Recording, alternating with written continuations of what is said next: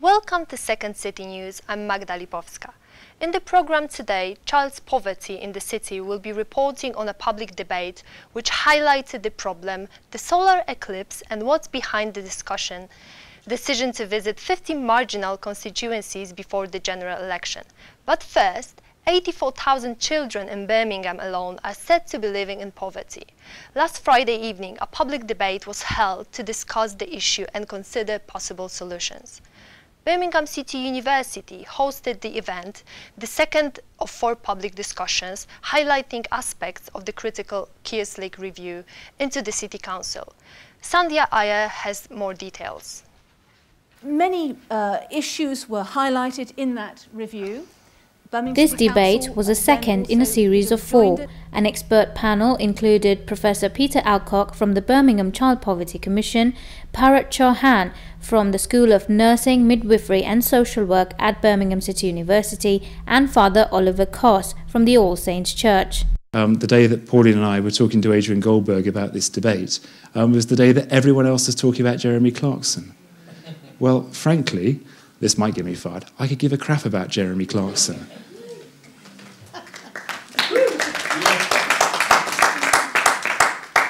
My main point is that I want to be scandalised by child poverty a bit more because it is a scandal. While Pauline of News and Brom says statistics for the city are misleading, Bharat looks at poverty being in isolation of the family. I'm interested in the fact that in Birmingham the figures are skewed because we're a big city with a big child population, but that's not a good enough excuse or explanation. The fact is we've had too much child poverty for generations in a multitude of wards in the city. There's 40 wards in this city and there's only 4, and they're fortunately for Sutton Coldfield in that part of the city, and we mustn't be jealous of that. We must aspire to the same and to reducing those levels as well. What about their emotional poverty or well-being? And does a child necessarily from Sutton Coldfield, are they in poverty in terms of economic well-being? They're not, according to these statistics. But what about emotional and psychological and even social? Taking that geographical picture and assuming that if Peter Alcock says that the Labour government under Tony Blair pledged to halve child poverty levels in 2010 and end it by 2020. So there's also no lack of political commitment centrally from government, or at least from the last Labour government, to do something about child poverty. So why is it that child poverty still exists to the extent that it does? The debate for the evening ended with several members from the audience addressing concerns related to child poverty. The truth is now, work and education won't get you out of poverty. That's the sad fact. We need to share out the paid work. Greed is the root of poverty. What are we doing in a city where some people who have police and crime commissioner, he's a retired MP, he's a retired head teacher, and he's taking £100,000 salary. And when I asked him at the hustings, would he give up 50 grand?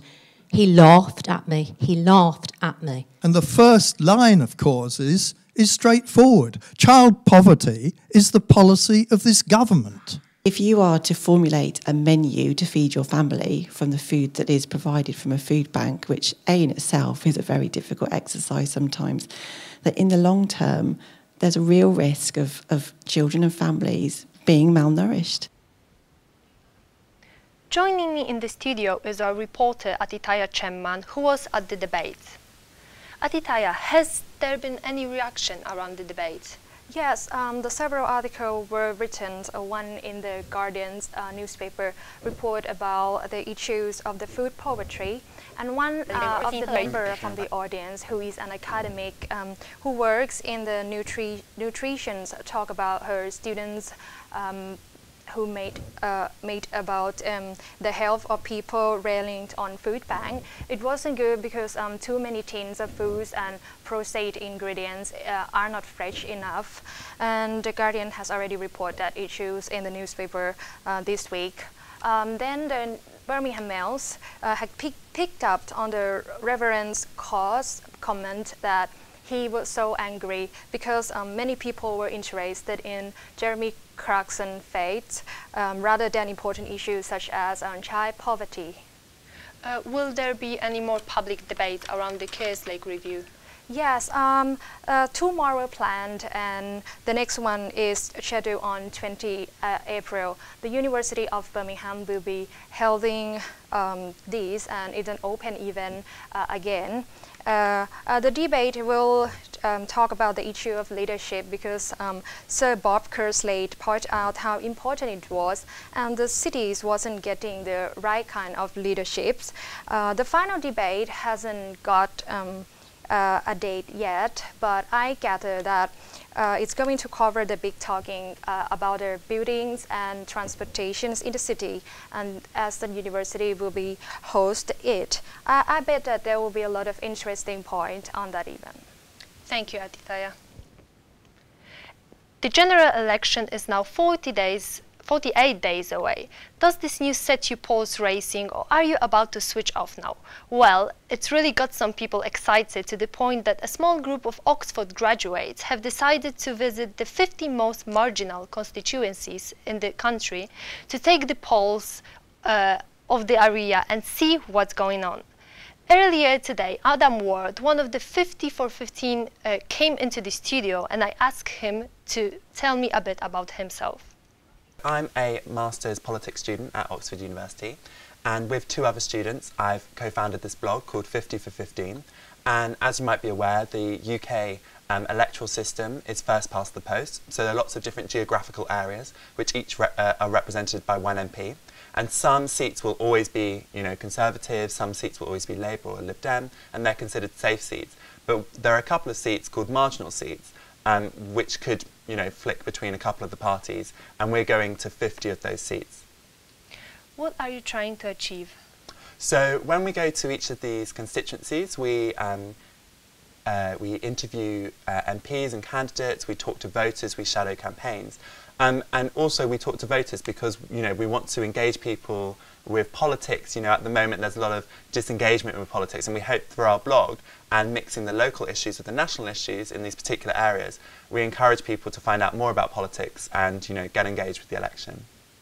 And how does the situation look in Birmingham? Because I know you've been to Edgbaston and Solihull. Mm-hmm. How does it look in here? Well, yeah, so the West Midlands is a really, really interesting and important part of the country in the election. You see in other elections, a swing that happens in the country nationwide is amplified in the West Midlands. So it's a really particularly important area to study. And like you say, Birmingham, Edgbaston and Solihull are two really, really interesting seats because the MPs for both of these seats are incumbents, and they both in 2010 won when the bookies would have suggested that they didn't win. So they've both got this kind of incumbency effect. They're known to be strong local campaigners. So it'll be interesting to see how they can hold up in 2015. And actually, in April, we're going on a road trip, the three of us in the 50 for 15 team, from Scotland all the way down to Cornwall, and we're going to be visiting those two seats again. So it'll be really interesting to see the change from kind of January time when we went to visit them before, to in April, a couple of weeks before the election. So the question is, did you see the solar eclipse? Were you one of the many people who were out, peering into the sky? Safely, I hope. Lots of Bromies were out this morning. One of them sent us the images, and there are plenty more still of shots available to see online. At its height, around 9:30, almost 90% of the sun was obscured. But what was it all about? Our reporter Jingy Wong has more. Solar eclipse occurs when the moon passes between the sun and Earth. The moon fully or partially blocks the sun. In the total eclipse, the disk of the sun is fully obscured by the moon. In partial eclipse, only part of the sun will be obscured. Today is the biggest solar eclipse in Europe since last 16 years. In the UK, Scotland has the best view of partial eclipse, where more than 98% of the sun will be covered. For London and the southeast has around 85%. After today, people around Europe will no longer to see the total solar eclipse until 2026. If I say the word goth or gothic, what images spring to mind? Dracula and vampires, or maybe teenagers dressed in black acting slightly depressed or scary, depending on how you look at it. Well, the Gothic is also a subject for academic study, and a new exhibition will now be launched at the Library of Birmingham next week. Kwanjira Mainchanen has more. Gothic looks, seems in a horror, dark feeling, as appear in the movies. Is this all the things which can use to express what Gothic is? Dr. Serena Trowbridge, from the School of English, Birmingham City University, Gothic expertise, and being the organizer of Gothic events, has explained how Gothic express. Gothic gives us the opportunity to say things that can't be said in other ways, but it's also an aesthetic movement. It's also about how things look, and about a kind of atmosphere of repression and gloom and so on. So it's something that appeals across society, I think, in very different ways. It will be an exhibition of work by students in the faculty of all things Gothic. So we have fashion and jewellery, as well as more traditional art, and we have an enormous range which demonstrates some of the diversity of Gothic. So hopefully that will be engaging for people, because obviously it's in the library, so it's open to the public and people can just go in and see it. Event and exhibition will have a kind of afterlife.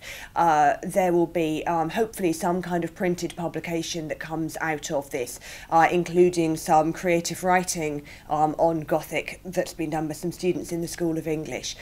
We have a blog, and we're hoping to have various methods of keeping a record of this so that people will be able to return to it, including we are hoping to podcast some of the talks from the day so that people will be able to look at them on the blog and see what we have done in future.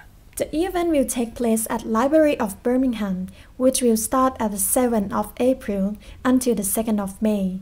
There will be a disciplinary series debate about Gothic during the day of 2nd May by the staff from different faculties of BCU.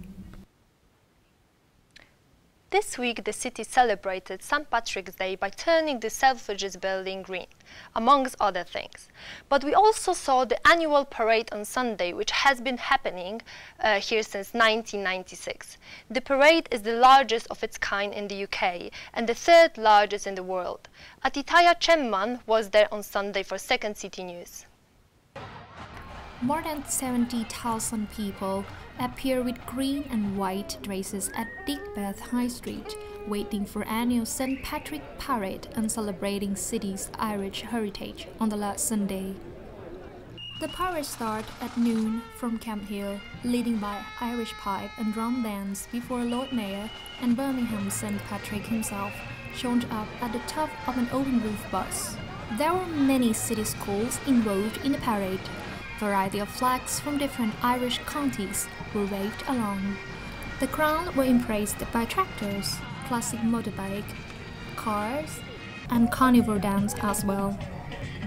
After the parade, people walked to St. Anne's Church for rest before continuing celebrating the day, either at the Irish pub with hot foods or another activities, which will provide till the end of the spacious Sunday.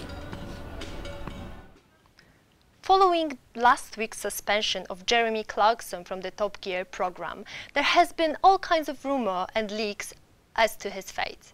The BBC is conducting an investigation that has offered no comment until a report is handed to the Director General next week. But if it seems likely he won't be fronting to Top Gear anymore, who else should? We went onto the streets and asked you for your opinions. Queen would be good. She could have an interesting attitude as an old person.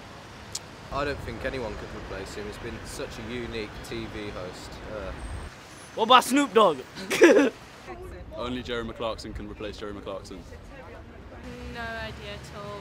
You know what, it's just, been an absolute mess up, this Jeremy Clarkson thing. Steve Coogan to replace Jeremy Clarkson. I've signed the petition. Do they have to be British or could it be anyone? Someone who really hates driving, so someone who likes horses, or bicycling. Lance Armstrong. I'm going to go for Lance Armstrong. something to think about there. Finally, the weather and a mixture of clouds and sunshine for us today. Top temperatures 14 Celsius, turning cloudy with some pitchy rain this evening. Saturday will be bright to start. There is a threat of some showers and a top temperature of 10 degrees. Sunday will be drier, brighter and sunnier. That's it for Second City News this week. We will be taking a break over the Easter holidays and be back with you later in April.